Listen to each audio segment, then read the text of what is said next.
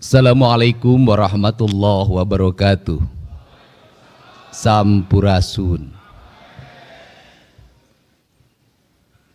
Yang saya hormati, saya muliakan dan saya banggakan, bahkan saya katakan sebagai tauladan birokrat Sunda, Gubernur Jawa Barat yang ke-17, Bapak Bay Mahmudin. Saya memberikan ucapan spesial pada pagi hari ini karena dia sebagai PJ betul-betul memposisikan sebagai PJ. Mengatur ritme birokrasi, menata keuangan, kemudian mengantarkan pemimpin baru dengan penuh sukacita dan penuh rasa bahagia. Dan ini pelajaran penting di saat orang hari ini krisis terhadap kejujuran, maka saya berani berkata, Pak Bay adalah sosok pejabat yang sangat jujur. Bukan hanya jujur keuangan, dia juga jujur pada istrinya.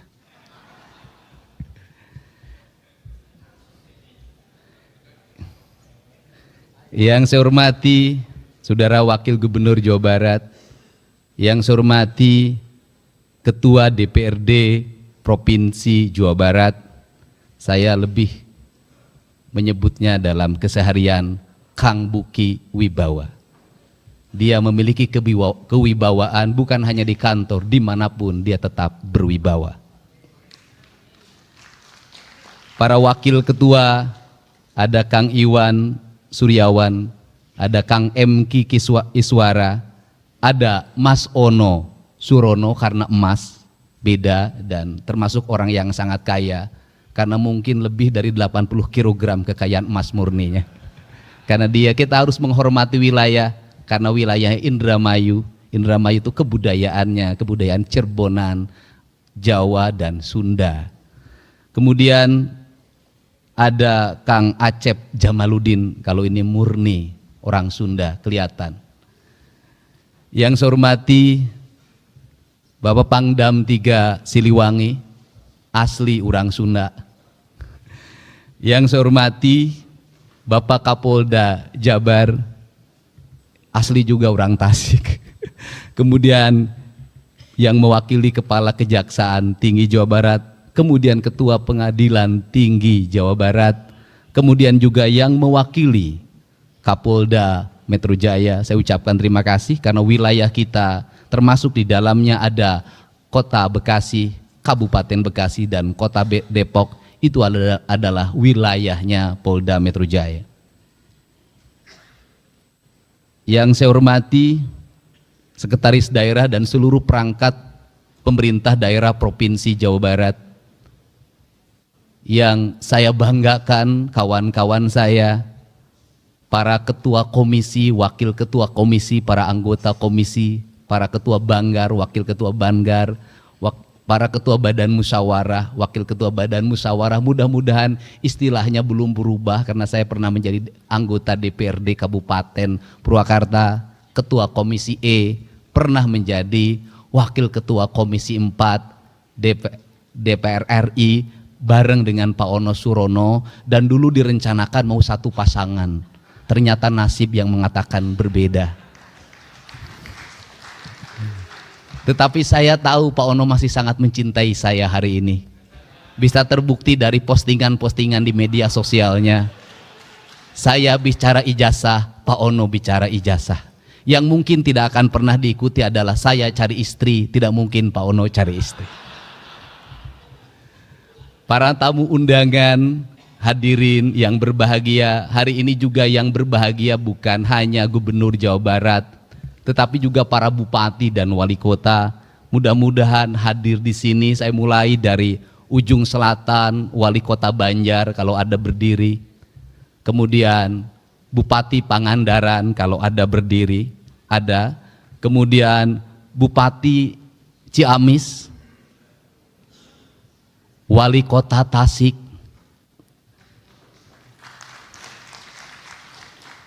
Bupati Kuningan, Bupati Cirebon, Wali Kota Cirebon, Bupati Indramayu, Bupati Majalengka, Bupati Sumedang, Bupati Subang. Nah ini Bupati Subang mantan juga, anggota DPRD dulu termuda, sekarang Bupati termuda, tapi sudah bersumpah tadi malam dengan saya tidak akan punya istri muda. Bupati Purwakarta, Bupati Karawang, Bupati Bekasi, Wali Kota Bekasi, Wali Kota Depok, Bupati Bogor, Wali Kota Bogor, Wali Kota Sukabumi, Bupati Sukabumi, Bupati Cianjur, Bupati Bandung Barat, Bupati Kabupaten Bandung, Wali Kota Cimahi, Wali Kota Bandung. Ada yang terlewat? Sudah? Oh iya, kalau Garut memang sengaja dilewat. Karena kalau itu harus paling belakangan menyebutnya.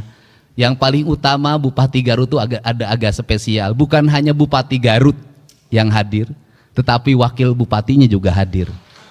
Saya kurang mengerti kenapa wakil bupatinya juga hadir. Tepuk tangan. Yang jelas tadi pagi saya sudah menegur anggota DPRD Provinsi Jawa Barat, Dapil Purwakarta dan Subang dari Partai Gerindra, karena lebih banyak kunjungan ke Garut dibanding kunjungan ke Purwakarta dan Karawang.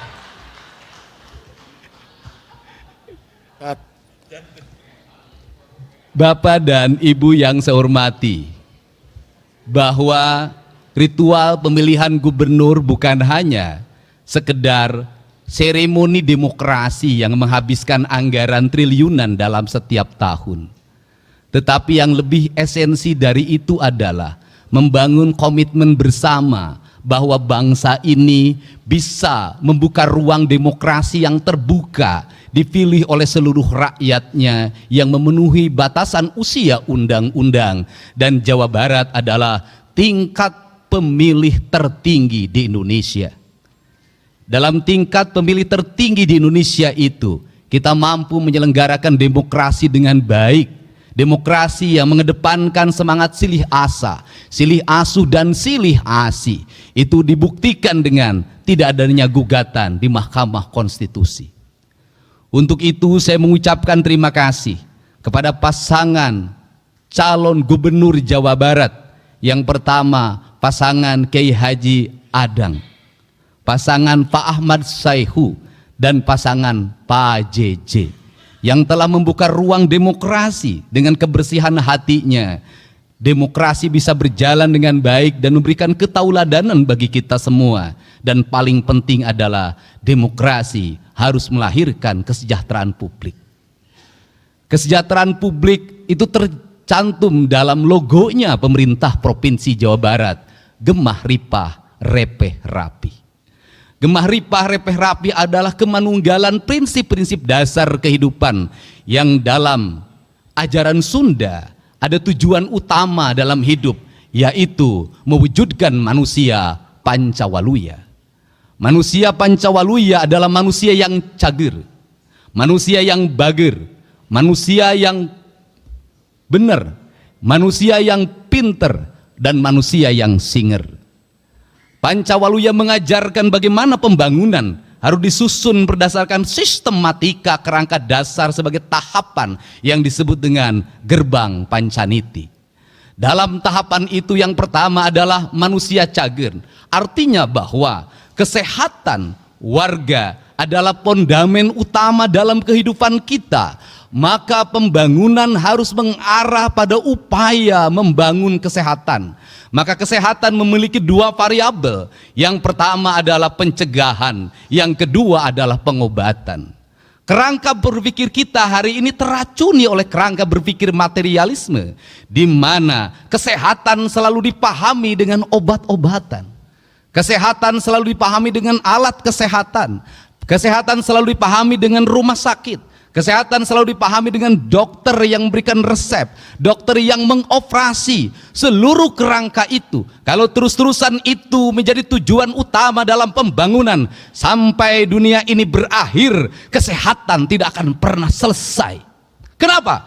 Kesehatannya bukan berbasis membangun manusia yang sehat, tetapi berbasis proyek kesehatan, berbasis bisnis kesehatan.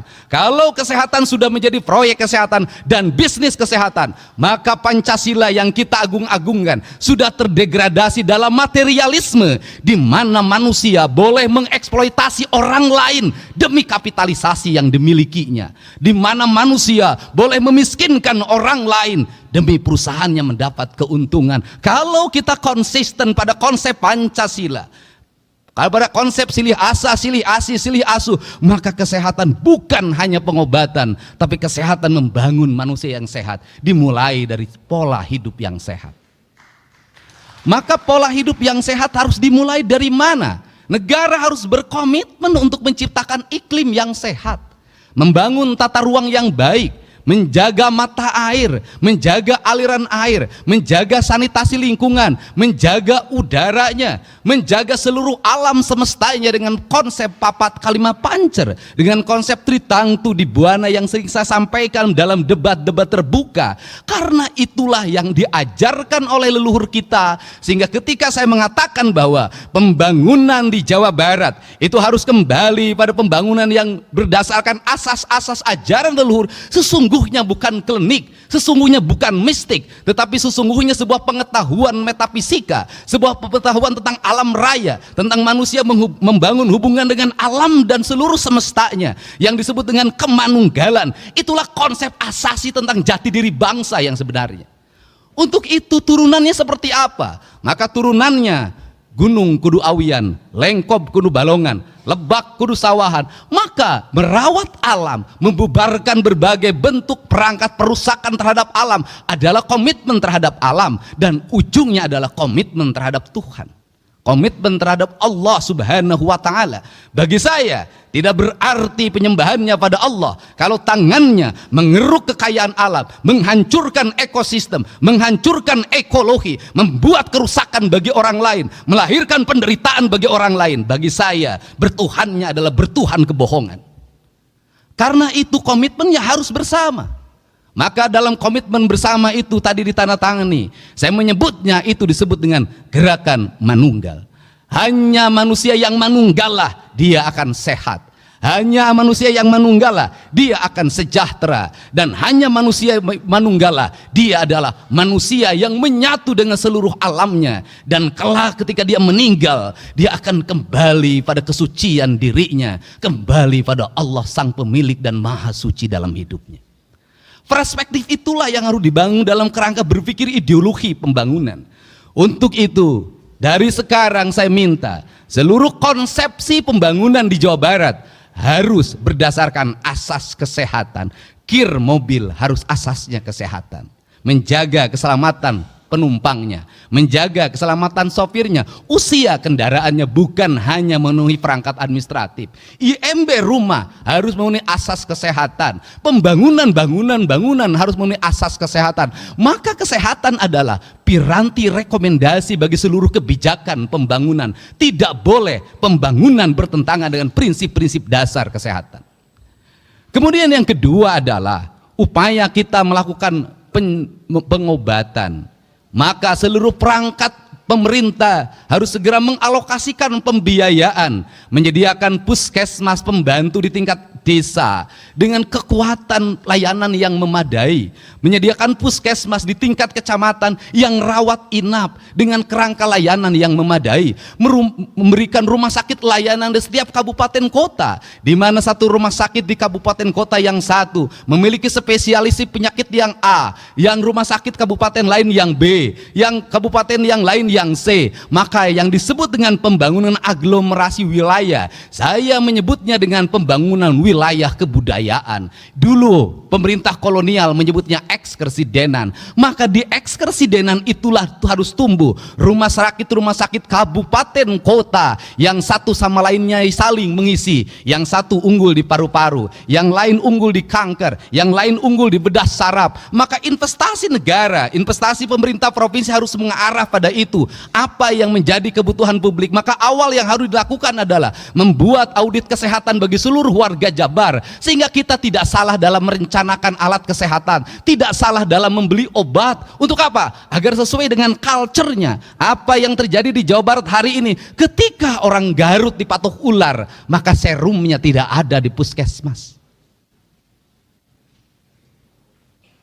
Untuk itu harus diidentifikasi secara ekologi. Di desa ini ular apa? Kalau mematuk petani, mematuk nelayan, mematuk buruh tani, maka kita harus sudah siap. Maka di desanya sudah ada serum bisa anti ular. Kerangka ini harus dibangun dalam capaian berpikir yang universal, tetapi tindakan-tindakannya harus bersifat lokal. Kemudian yang berikutnya adalah membuat gerakan. Ketika hari ini dicanangkan gerakan makan bergizi gratis, sesungguhnya itu adalah harapan. Harapannya apa? Harapannya anak-anak kita mendapat asupan gizi yang memadai. Hari ini anak-anak Jawa Barat mengalami problem di makanan. Kenapa? Ibunya sudah tidak memasak di rumahnya. Maka anak-anak jajan di pinggir jalan. Maka anak-anak jajan dimanapun. Apa yang terjadi pada hari ini? Anak-anak meminum gula dengan kadar gula yang berlebihan yang dia dapatkan di warung-warung. Anak-anak memakan minyaknya, kadarnya sudah berhari-hari tidak diganti. Apa yang terjadi? Tingkat kesehatan derajat anak-anak menurun. Ketika tingkat derajat kesehatan anak-anak menurun, maka rumah sakit penuh dengan anak-anak, puskesmas penuh dengan anak-anak, maka kos pemerintah dihabiskan untuk biaya berobat. Padahal biaya berobat jauh lebih mahal dibanding dengan kita mencegah dari pengobatan. Yang kedua adalah kerangka cager kerangka bager. Maka orang cager maka dia akan bager. Bager itu apa? Bager itu dalam kata orang Sunda, yaitu orang yang memiliki kebersihan hati awalnya. Cilik putih celak herang, caang bulan 14, jalan gede sasapuan, tegenek temalek mek balumbang timur narawangan. Maka sifatnya dedehan welasan asihan, nulung kanu butuh nalang kanu susah nganter kanu sieun nyaangan kanu poekeun. Maka kerangka kerja itu harus dibangun dalam sistem pendidikan yang membangun karakter pribadi anak-anak. Anak-anak kita pinter main IT-nya, anak-anak kita pinter berucapnya, tapi hari ini lemah kesabarannya, lemah fisiknya, dan dalam jangka panjang kalau ini dibiarkan maka akan menjadi ancaman masa depan. Saya katakan tadi malam sudah layak para bupati wali kota hari ini mengevaluasi anak-anak TK, SD dan SMP menggunakan perangkat HP dalam kehidupan keseharian kalau ingin punya generasi hebat. Belajar dengan membaca HP, ternyata di negara-negara maju kini sudah ditinggalkan. Kenapa? Tidak meninggalkan jejak di dalam pikirannya. Membaca buku jauh meninggalkan jejak dibanding membaca perangkat digital. Tetapi di perangkat digital jejaknya tidak akan pernah hilang.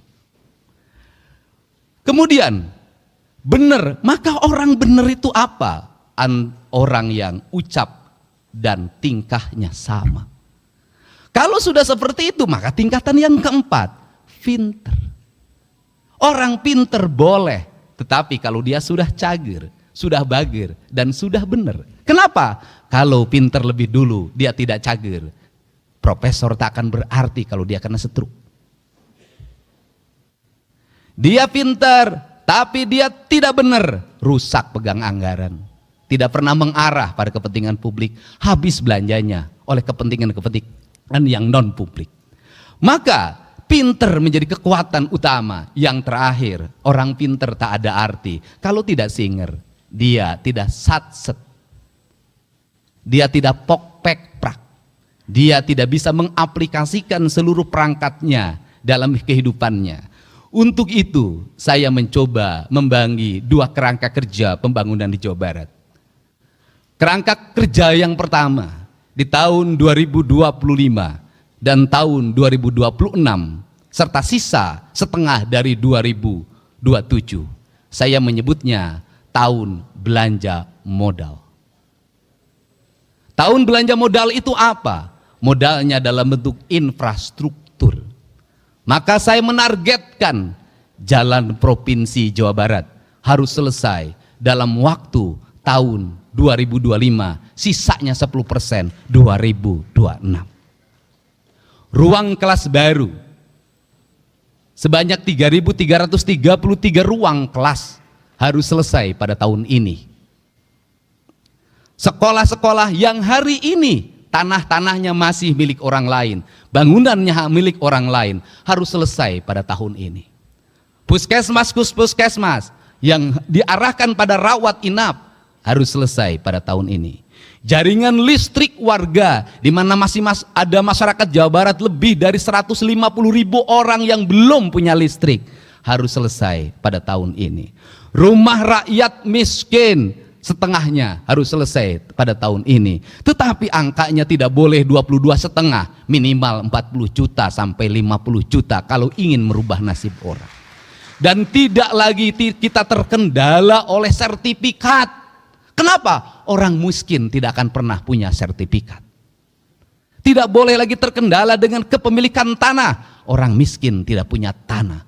Maka tugas negara adalah menyelesaikan seluruh program administrasi tersebut. Jangan administrasi membuat mereka kehilangan harapan dan deritanya tidak akan pernah berakhir. Kemudian pembangunan irigasi harus selesai pada tahun depan, dan tahun ini harus angkanya bisa mencapai 500 sampai 600 miliar. Kemudian pembangunan kepentingan yang lain, pasar. Kemudian pembangunan yang lain yang menjadi kebutuhan publik. Maka kita harus mencoba menginvestasikan. Kalau ingin investasi, maka pembangunannya harus berkualitas. Lebih baik membangun jalan yang berumur 20 tahun daripada membangun jalan yang berumur 2 tahun. Kenapa? Karena nanti balik ke urut. Kembali lagi, kita tidak akan pernah selesai. Untuk itu tidak bisa provinsi saja, harus terintegrasi dengan kabupaten, harus terintegrasi dengan kota, harus terintegrasi dengan desa. Maka kabupaten, desa, dan kota harus memiliki kekuatan yang sama.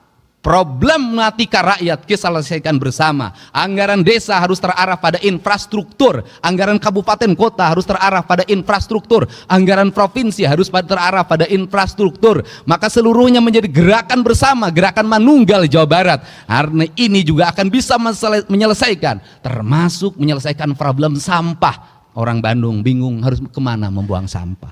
Setiap kabupaten hari ini mengalami kebingungan, jumlah sampah terus bertambah. Tetapi orang tidak mau dijadikan tempat pembuangan sampah. Maka solusinya bisa solusi pemilahan, bisa solusi PLTS, bisa solusi yang lainnya. Seluruh solusi itu tidak boleh hanya menjadi DED, tidak boleh hanya menjadi kajian, tetapi harus segera menjadi eksekusi kenyataan-kenyataan yang lebih nyata. Maka saya mentargetkan ke depan di setiap kantor gubernur wilayah harus ada minimal 1 pembangkit listrik tenaga sampah. Ini jangka 2 sampai 3 tahun. Maka kita harus melanjut pada kedua negara, nggak boleh kalah sama Tiongkok. Kenapa Tiongkok berhasil? BUMN-nya berhasil membangun infrastruktur, negaranya menggerakkan investasi, membiayai. Apa yang terjadi? Mereka surplus keuangan. Karena surplus keuangan maka dia mencari negara di mana dia harus berinvestasi agar uangnya berputar lagi. Provinsi Jawa Barat tidak boleh terus-terusan dalam setiap tahun membuang uang seolah-olah uang itu tiap tahun ada dan tugasnya menyerap. Menyerap bukan hanya angka yang diserap, bukan itu output, outcome, benefit yang harus dirasakan oleh publik. Gak boleh begitu lagi. Karena itu di 2026, 2027, 2028, 2029 kalau infrastruktur sudah selesai, kalau kewajiban-kewajiban pemerintah provinsi sudah selesai, uangnya memiliki kecukupan, maka kita harus mulai berinvestasi fiskal. Investasinya tidak boleh lagi dalam BUMD yang kemudian BUMD itu menahan dividennya dan dikatakan rugi terus dalam setiap tahun. Saya tidak mau menjadikan badan usaha milik daerah menjadi tempat menyimpannya tim sukses. Tidak akan ada di pemerintahan saya. Kenapa? Kalau negeri ini dibagi pada tim sukses, maka negeri ini tidak akan pernah berakhir. Tahun ini, tahun depan lagi ini, kapan kita ini? Dan negeri menjadi negeri balas dendam. Tetapi BUMD saya akan lakukan apa? Audit investigatif. Agar apa? Agar bisa ditemukan bekerjanya baik, kredibel, punya untung atau buntung terus. Kalau buntung terus, ngapain? Gaji pengangguran, ngabisin duit APBD, tutup. Kita arahkan apa? Investasi pada BPR yang sehat di kabupaten, kota, dan kecamatan yang sehat. Agar apa? Agar uang provinsi bisa diserap oleh masyarakat yang jujur. Kita tingkatkan lagi investasi di Bank Jabar walaupun sudah terbuka. Dan Bank Jabar harus mengalami efisiensi. Efisiensi apa? Struktur jabatannya jangan terlalu banyak. Jumlahnya sedikitkan. Untuk apa? Karena Bank Jabar itu nggak usah pakai struktur banyak juga sudah untung. Pelanggannya ASN, anggota DPRD, bupati dan wali kota, termasuk mungkin saya nanti. Nah, kenapa? Kalau seperti itu, maka kalau jumlahnya sedikit, untuk apa? Agar dia dividennya tinggi. Kalau dividennya tinggi, belanjakan untuk kepentingan publik lagi. Kalau kemudian punya CSR, jangan disembunyikan, umumin berapa CSR-nya. Dan saya merencanakan CSR pada tahun 2025 untuk pembangunan sekolah. Satu sekolah dari CSR. Kalau seperti itu nanti anak-anak kita bisa bersekolah, tidak ribut lagi, tidak mengalami lagi anak Jawa Barat 350.000 ijazahnya belum ditebus, negara sudah merdeka, ijazah belum ada di tangan. Ini adalah kerangka. Kalau kerangka ini sudah dibangun, maka pada periode ke depan kita menjadi provinsi yang memiliki kecukupan fiskal. Kalau sudah punya kecukupan fiskal, kalau provinsinya misalnya nanti ada BUMD yang profesional, bisa dikelola dengan baik, bisa jadi dia bangun jalan tuh di provinsi lain. Bisa jadi dia bikin stasiun kereta api di posisi lain. Bisa jadi dia bangun apa di provinsi lain. Kenapa? Duitnya menyebar ke tempat lain. Kita punya kecukupan. Dari kecukupan itu apa yang akan terserap? Orang Jawa Barat nanti kerja di Kalimantan, membawa investasi provinsinya. Orang Jawa Barat kerja di Sumatera, membawa investasi provinsinya. Penduduk bukan terbalik, orang lain yang kerja di Jawa Barat. Karena kekurangan tenaga profesional. Untuk itu beasiswa pendidikan hari ini adalah beasiswa pendidikan investasi. Diarahkan untuk siapa? Anak-anak Jawa Barat yang memiliki kualifikasi kecerdasan tingkat tinggi. Agar dia menjadi penggerak ekonomi. Agar melahirkan engineer-engineer baru yang bisa menggerakkan mesin produksi di seluruh industri. Ini akan dibangun. Tetapi mesin produksi, industri, investasi harus dilindungi oleh siapa? Oleh negara. Oleh siapa? TNI, Polri, Kejaksaan, dan peradilan pada akhirnya. Untuk apa? Agar mereka tidak ngeluh-ngeluh. Pengusaha ini sudah capek dan lelah. Dia harus bayar pajak. Kadang-kadang dipajakin. Setelah itu dia harus bayar. Apalagi desa ngajuin proposal, kecamatan proposal, ormas proposal, tidak dikasih, di demo. Padahal mereka sudah bayar pajak, sudah menyerap tenaga kerja. Kita harus membuat mereka menjadi nyaman. Kalau tidak ada investasi, rakyat Jabar mau kerja di mana? Yang tukang nasi goreng nggak akan laku. Untuk itu maka saya berani mengalokasikan pembiayaan dari provinsi untuk apa? Membangun ketenangan dan ketertiban di masyarakat Jawa Barat. Harga ketenangan ketertiban itu mahal. Betapa kita tidak bersedih tukang jagung dari kota Tasik digebuk jam 3 subuh pakai gear yang patah tangannya. Dari patah dia 2 yang dia alami. 1 tidak punya untuk berobat ke rumah sakit karena BPJS-nya tidak bisa memberikan perlindungan bagi korban kekerasan atau korban pidana. Yang kedua, kehilangan mata pencaharian selama 6 bulan ke depan karena tangannya patah. Rakyat negara harus hadir, tidak boleh lagi terjadi seperti ini. Dan saya, pemerintah Provinsi Jawa Barat, bersedia mengeluarkan uang berapapun demi ketenangan rakyat Jawa Barat. Ini yang kerangka dasar inilah yang harus dibuat ke depan. Kalau sudah seperti itu, kemah ripah repeh rapi, rakyatnya merasa nyaman, sakit negara hadir mengobati, di jalan dia dilindungi, kemudian anaknya sekolahnya dijamin oleh negara, pekerjaannya tersedia, maka dia akan hidup di alam Jabar yang disebutnya alam surga. Maka klaim kita sebagai provinsi religius bukan hanya religius ritualitas, tetapi secara substantif religius membangun ketenangan, kenyamanan bagi seluruh warganya. Inilah kerangka pikir kita tentang pembangunan. Dan seluruh kerangka pikir itu, maka kita masuk dalam wilayah politik administratif. Politik administratif yang pertama memerlukan para abdi negara yang jenius, yang pok-pek-prak, yang dimana tunjangan kinerjanya harus melahirkan kinerja, bukan melahirkan foto-foto selfie. Tunjangan kinerjanya harus betul-betul melahirkan produk, output, dan outcome. Tidak punya hanya sekedar aksesoris sebagai abdi negara yang berbasis digital.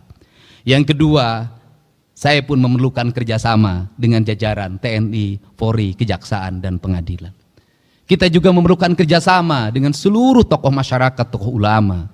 Kita juga memerlukan kerjasama dengan mitra pemerintah Provinsi Jawa Barat, DPRD Provinsi Jawa Barat. Kita ingin berlaku secara terbuka, dan saya yakin setiap anggota DPRD berpolitiknya adalah keberlanjutan, terpilih lagi pada periode yang ke depan. Dan saya meyakini yang ada di sini nanti terpilih lagi, dan mungkin masuk DPR RI, dan mungkin jadi bupati wali kota, asal jangan nyalon gubernur dulu. Untuk itu, saya mohon dengan sangat, terimalah berbagai pikiran gagasan saya yang out of the box ini, yang lahir dari hati, lahir dari kecintaan dan jiwa, yang ingin orang Sunda, orang Jawa Barat punya martabat di depan orang lain. Kita tidak mau jadi provinsi yang dihinakan karena jumlah anak-anak yang menikah di bawah umurnya tinggi. Kita tidak mau menjadi provinsi yang dihinakan karena lamanya sekolah masih 8 tahun. Kita tidak mau jadi provinsi yang dihinakan karena rakyatnya terjerat oleh pinjol dan judi online. Kita tidak mau jadi provinsi yang dihinakan karena angka harapan hidupnya masih rendah. Kita tidak mau jadi provinsi yang dihinakan karena angka kematian ibu dan anak karena melahirkan juga masih tinggi. Kita ingin jadi provinsi yang dibanggakan, menjadi provinsi yang memberikan contoh pada seluruh provinsi lain bahwa anggaran negara kalau dikelola dengan baik akan melahirkan kesejahteraan bagi masyarakatnya. Untuk itu saya mengucapkan terima kasih atas seluruh dukungan warga Jawa Barat yang telah berpartisipasi dalam politik 27 November 2024. Bagi saya tidak ada partai pendukung, tidak ada partai pengusung, tidak ada partai lawan politik. Semua partai adalah sahabat saya yang memiliki cita-cita yang luhur. Dan saya pun tetap membuka ruang bagi semuanya untuk memberikan otokritik yang objektif dan mengarah pada solusi-solusi yang dibutuhkan oleh masyarakat. Bukan kritik yang bersifat kebencian atau didasarkan nalar-nalar sentimen karena persoalan pemahaman keyakinan yang berbeda. Untuk itu saya mengucapkan terima kasih. Semoga seluruh gagasan dan cita-cita ini bisa kita wujudkan dalam waktu yang tidak terlalu lama. Dan seluruh penantian itu bisa dirasakan oleh seluruh warga Jawa Barat. Saya mohon maaf pada semuanya apabila ada ucapan dan tingkah laku saya yang sering kontroversial, yang menimbulkan keriuhan di media sosial, tetapi tidak akan pernah ada tajamnya pisau kalau tidak pernah berasah dalam setiap hari. Pisau yang tidak berasah dia akan berkarat dan akhirnya tidak bermakna. Untuk itu saya ucapkan terima kasih. Lembur diurus, kota ditata, Jawa Barat istimewa. Wallahu muwaffiq ila aqwamit thoriq. Assalamualaikum warahmatullahi wabarakatuh. Sampurasun. Sekali merdeka tetap. Sekali merdeka tetap. Sekali merdeka tetap. Sekali merdeka tetap. Rahayu, rahayu, rahayu.